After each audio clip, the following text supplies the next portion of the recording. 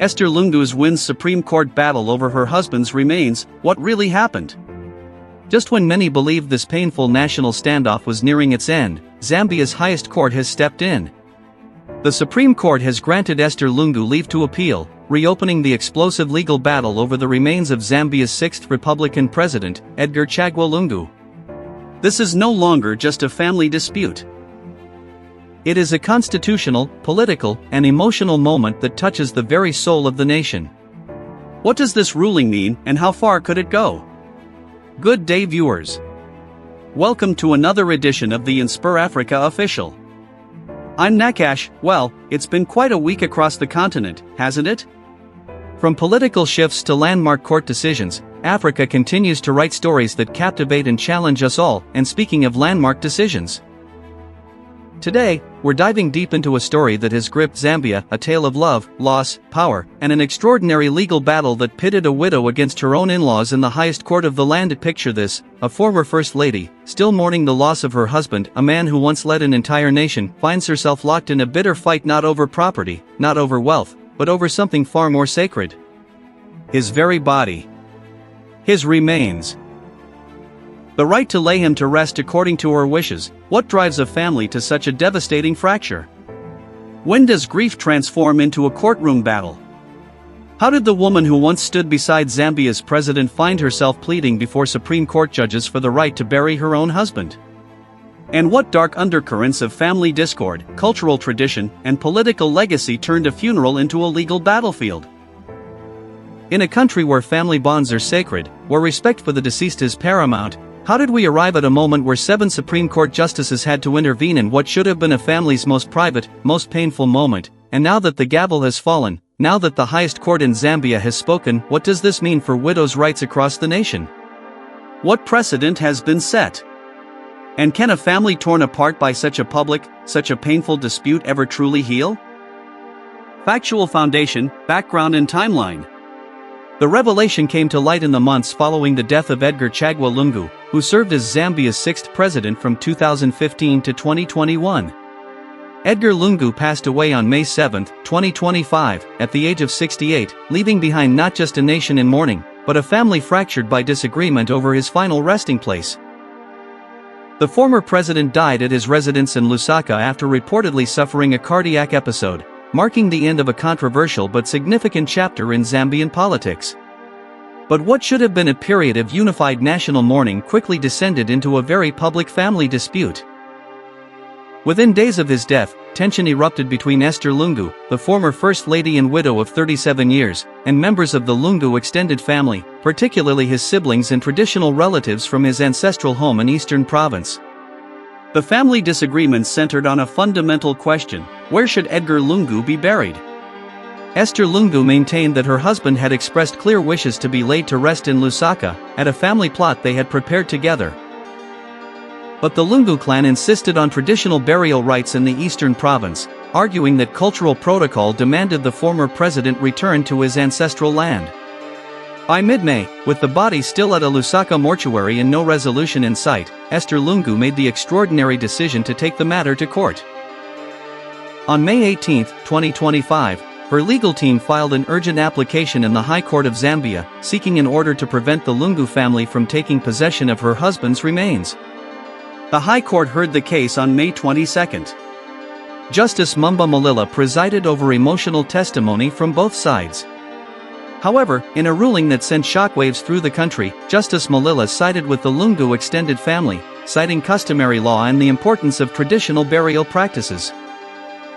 The judge ordered that Edgar Lungu's body be released to his siblings for burial in Eastern Province. Devastated but undeterred, Esther Lungu's legal team immediately filed an appeal. But they didn't stop at the Court of Appeal, they went straight to the Supreme Court of Zambia, arguing that this was a matter of constitutional importance involving fundamental rights.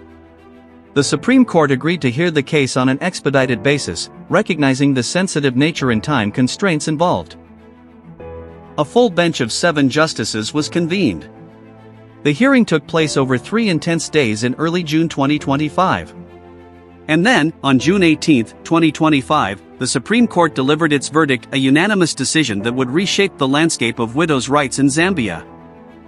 direct evidence, quotes and testimony. The courtroom was packed when Esther Lungu's lead counsel, Martha Mushipe, SC, stood to present her client's case. Her opening statement cut to the heart of the matter. "My lords, this case is fundamentally about dignity, autonomy, and the rights of a surviving spouse." Mrs. Esther Lungu stood beside her husband for 37 years. She supported him through his political rise, she served her nation as First Lady, and she cared for him in his final days. Now, she asks this honorable court for one simple right, the right to lay her husband to rest with dignity, according to his expressed wishes and in accordance with the plans they made together as husband and wife. Esther Lungu herself took the stand, and her testimony was both powerful and deeply personal.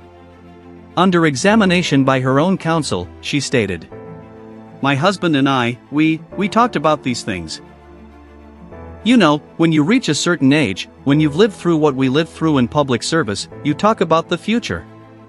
Edgar told me clearly, Esther, when my time comes, I want to be laid to rest here in Lusaka, near our children, near our grandchildren. This is our home now." When asked about the family's objections, Mrs. Lungu's voice trembled but remained firm. "I respect tradition. I do. I was raised to respect our customs. But Edgar was my husband. For 37 years, he was my husband. We built a life together. We made decisions together. And now they want to take him away from me? They want to bury him hundreds of kilometers away where I can barely visit because of my age, because of my health?"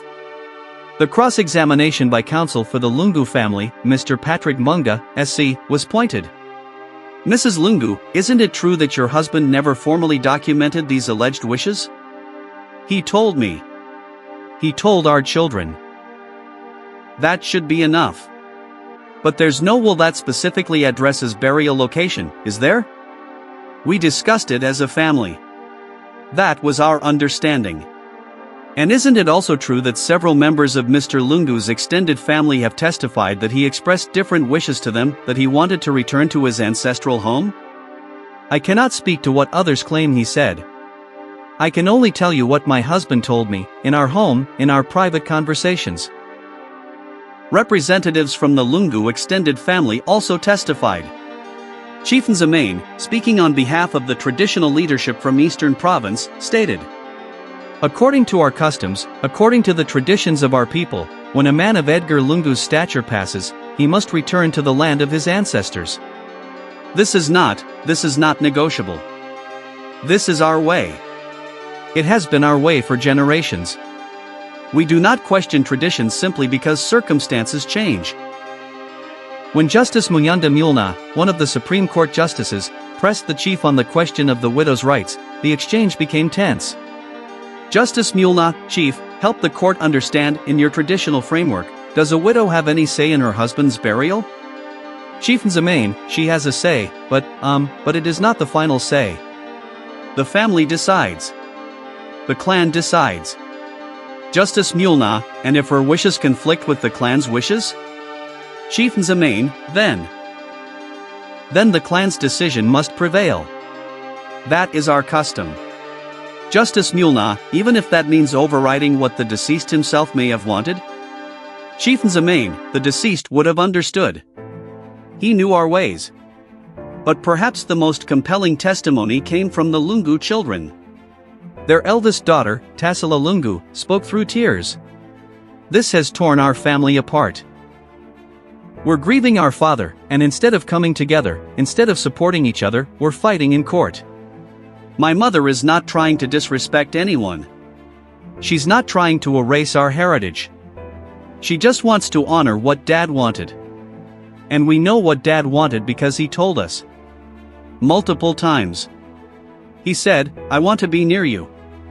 I want you to be able to visit me without traveling for hours." Those were his words. In its written submission, the Lungu family's legal team argued, the High Court correctly applied customary law principles that have governed our society for centuries. To overturn that decision would be to fundamentally undermine the traditional structures that bind our communities together. While we sympathize with Mrs. Lungu's grief, the law cannot bend simply because of emotion.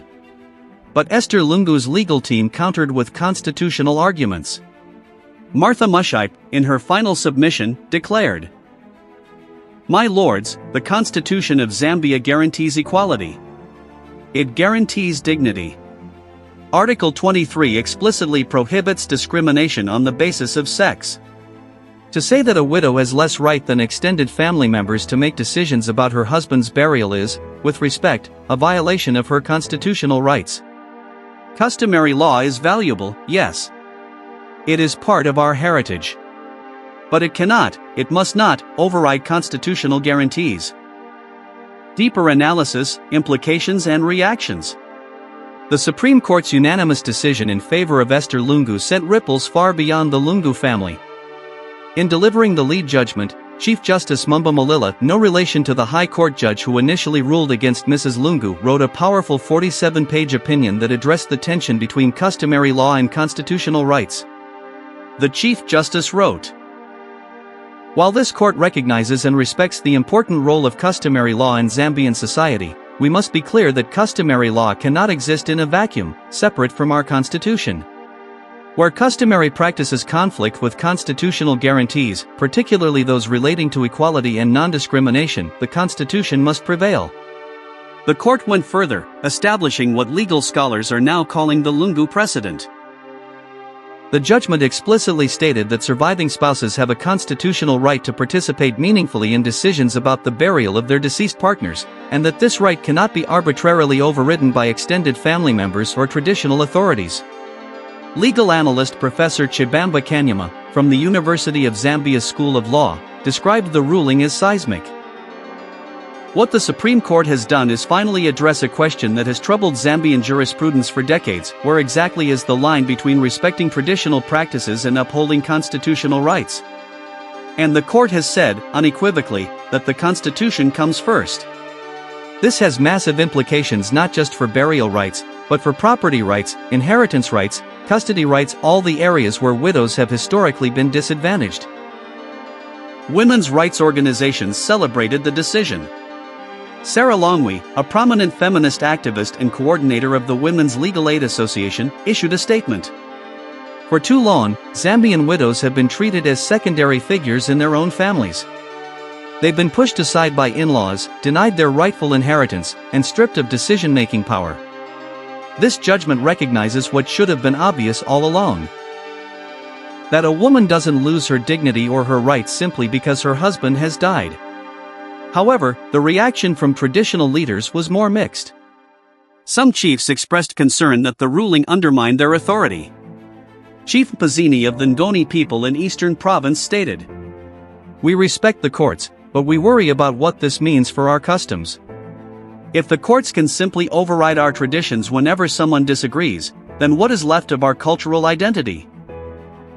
These practices exist for a reason. They maintain social cohesion. They connect us to our ancestors." But other traditional leaders took a different view. Chieftainess Nkameshia Mokamambo II from Central Province offered a more conciliatory perspective. "I think we must recognize that our traditions must evolve. They have always evolved. The idea that customary law is static and unchanging is itself a misunderstanding of how culture works. If our practices are causing pain, if they're denying people their dignity, then perhaps it's time to ask whether they still serve the purpose they once did." The political reactions were predictably divided along party lines. The ruling UPND government, through Minister of Justice Mwangala Zalumis, welcomed the decision. "This judgment affirms our commitment to constitutionalism and the rule of law. It shows that in Zambia, everyone, regardless of their social status, regardless of their gender, is equal before the law." But opposition politicians, particularly those from Edgar Lungu's former party, the PF, were more cautious. PF Secretary General Emmanuel Mwamba suggested the decision had been politicized. One must wonder whether this case received the outcome it did because of who the individuals involved are. Would an ordinary Zambian widow have received the same consideration? Or is this justice only for the well-connected? Legal experts also noted an interesting procedural aspect of the case. Professor Malela Munalula, a constitutional law specialist, pointed out, The Supreme Court didn't just rule on the specific facts of this case. They issued what amounts to a policy directive about how lower courts should approach these conflicts in the future. They've essentially created a framework for balancing customary law and constitutional rights. That's significant judicial activism, though whether you view that positively or negatively depends on your perspective. The case has also raised questions about documentation and estate planning. Financial planner Lubinda Habazoka noted, "One of the lessons here is the importance of putting your wishes in writing." Had Edgar Lungu explicitly documented his burial preferences in a legally binding document, much of this conflict might have been avoided. Zambians need to be more intentional about estate planning, about making their wishes known clearly and formally. There are also unresolved questions about family reconciliation. Despite the legal victory, sources close to the Lungu family suggest the rift remains deep. One family friend, speaking on condition of anonymity, told reporters, "The court can decide who gets the body, but it can't heal the wounds this has opened. There are family members who aren't speaking to each other anymore. The children are caught in the middle. Holidays, family gatherings, all of that is complicated now. It's tragic, really." Some observers have also questioned whether the case received disproportionate attention due to Edgar Lungu's political prominence. Journalist Mulna Kapwepwe wrote in a recent column, "While we celebrate this legal victory, we must ask, what about the thousands of ordinary Zambian widows facing similar battles without access to senior counsel, without media attention, without the resources to take their cases to the Supreme Court? Does justice only work for the elite?" And so, viewers, that's where we stand today. The Supreme Court has spoken. Esther Lungu has won her legal battle. Edgar Lungu was laid to rest in Lusaka on June 25, 2025, in a ceremony attended by family, political figures, and thousands of mourners. But as we've explored in this documentary, the implications of this case extend far beyond one family's dispute. This is a story about tradition versus modernity, about the rights of widows, about the boundaries of customary law in a constitutional democracy. It's a story that forces us to ask difficult questions. How do we honor our traditions while ensuring equal rights for all? How do we respect the past while building a more just future?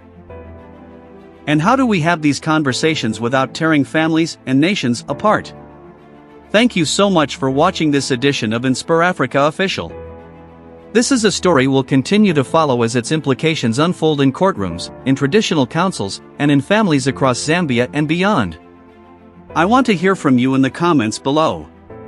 Do you think the Supreme Court made the right decision? How are similar conflicts handled in your community? What do you think should be the balance between tradition and individual rights? Let's have that conversation. We'll be back tomorrow with more stories from across the continent, stories of courage, of change, and of the complex, beautiful tapestry that is Africa today. Until then, I'm Nakash, and this has been InspirAfrica Official. Take care, stay informed, and keep questioning.